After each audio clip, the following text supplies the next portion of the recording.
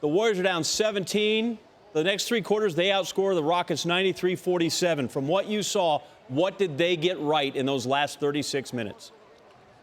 Well, it certainly helped that you didn't have CP3 and they turned the ball over 21 times. We can't ignore that. But the reality is this game came down to a blitzkrieg. We witnessed just a raining of threes. Klay Thompson and Steph Curry, after shooting 3 of 13 from three-point range in the first half, finished 14 of 28 shooting from threes. That's 50%. Klay finished with 9, Steph Curry finished with 5. It was an unbelievable show to watch. It was an aerial assault, the likes of which we have not seen in quite a while. I couldn't believe what I was seeing, but then again I could, because one of the things that I kept mentioning, get the ball to Klay Thompson. Find this man.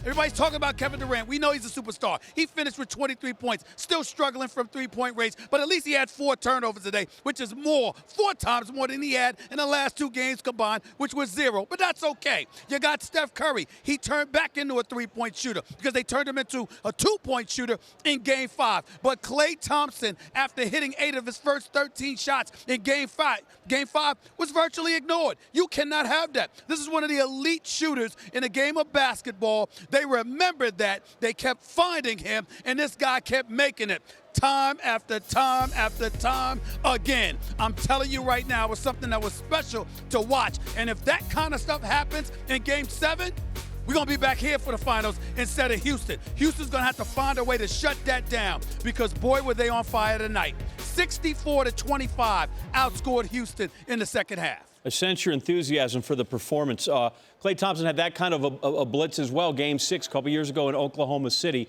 Where did you see CP3's absence most acutely felt for the Rockets? No, like I said, the turnovers. They weren't handling the ball. They weren't dictating pace. You're up 17 points, and you sense that Golden State is getting warmed up. You're Mike D'Antoni. You've got a call for the troops to slow it down, take your time, what have you. But Golden State amped up its defensive pressure because they knew that Houston didn't have any ball handlers on the court outside of James Harden. So you trap James Harden, you suffocate him. Ultimately, you force him to give up the basketball, and you force others like Eric Gordon, Trevor Ariza, P.J. Tucker, even Clint Capella to a lesser degree to try and dribble their way out of situations and scenarios. They're not going to be able to do that over the course of a game. Golden State knew that, went in attack mode, and were like piranhas just going all over the place, draped all over Houston, and Houston was ill-equipped to handle it. So we watch at the end of that, Mike D'Antoni kind of, he draws his guys back, right? It gets out of hand, and he's not going to waste the effort knowing he needs Game 7. True. Having seen what you saw tonight from Golden State, when they're at their best, knowing how Houston plays when they're at home, which is terrific, give me your early vibe on a Game 7 here on Monday.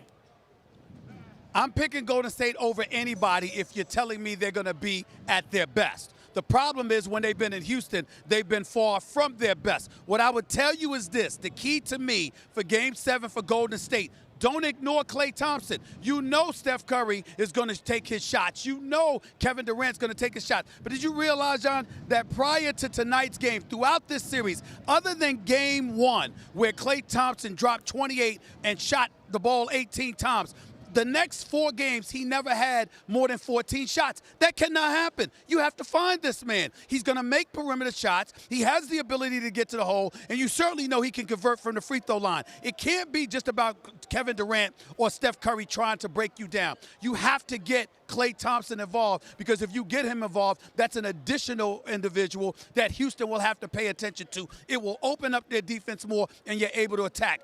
Golden State does that, I expect them to win. They forget about doing that and try to rely strictly on Steph Curry and Kevin Durant. I don't think that's going to work in Houston. That's not going to cut the mustard. Stephen A. Smith, done with us on SportsCenter here. You're going to be at midnight, Scott Van Pelt. Yes, we'll see you there. I'm everywhere. Come on now, whatever it takes.